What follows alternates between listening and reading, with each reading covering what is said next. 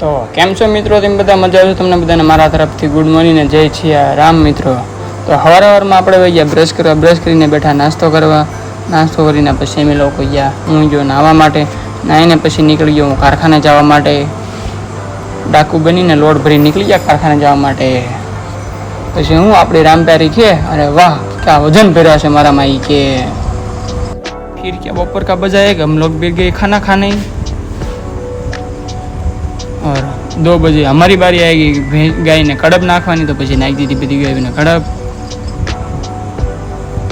પછી હું બધા કંકુનો સાંડલો કરીને ભાઈએ કલરનો સાંડલો કર્યો. પછી હું બેસી ગયા ફાઇનલ મારવા એચડીનો લોટ પૂરો કરીને.